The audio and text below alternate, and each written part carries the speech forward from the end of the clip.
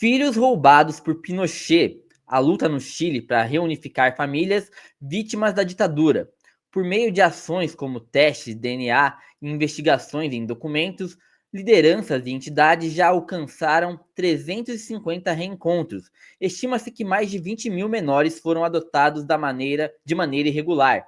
Esse texto é da Carmen Esquivel Saria, da Prensa Latina. Quais os destaques dele, Gui? Tem uma fundação chamada Fundação Filhos e Mães do Silêncio no Chile, que está promovendo, está lutando para fazer o reencontro entre famílias que tiveram seus filhos roubados durante a ditadura de Pinochet.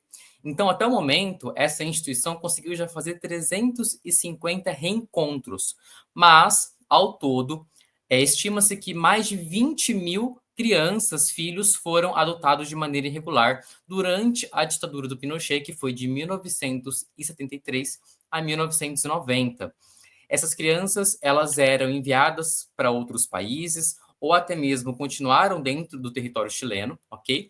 E como que isso se dava, né? No momento que a criança nascia, chegavam nos pais e dizia, por exemplo, que a criança havia morrido no parto, que o filho, né, o feto, ficaria para estudo, por exemplo. Chegou a ter casos, inclusive, que não deixaram, por exemplo, a mãe ver o seu filho logo depois de nascer.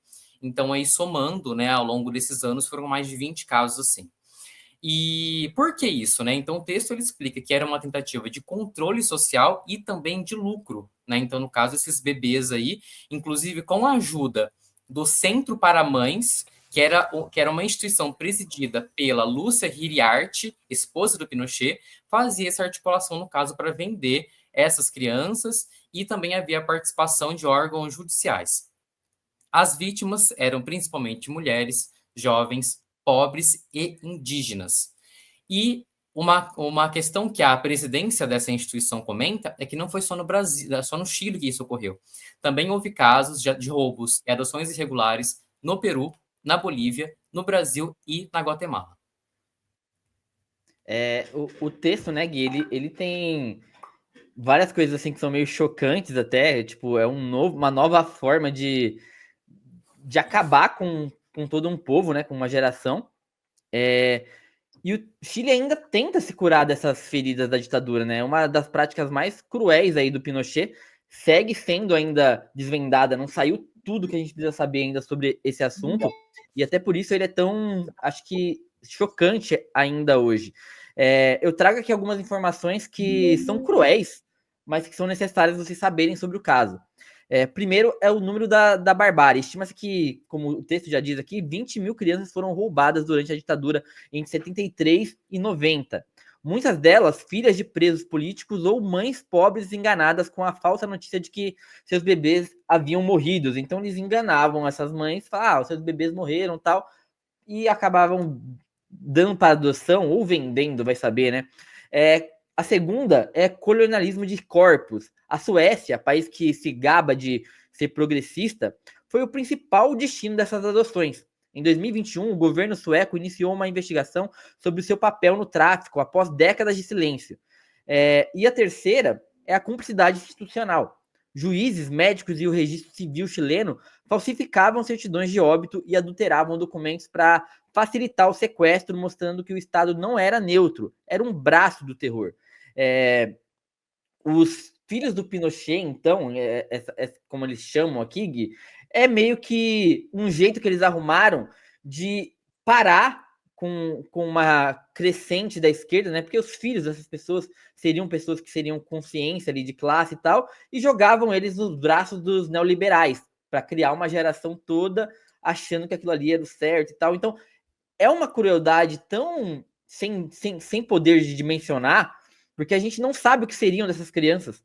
A gente não sabe nem, tipo, às vezes elas se tornaram, sabe, pessoas que replicam o que o Pinochet falava, mas qual é o direito que elas tiveram de escolher de verdade, sabe? Se elas nem o direito de ser quem elas são, elas tiveram. É um trabalho difícil, né, Gui? Acho que o texto também deixa ali claro meio que isso.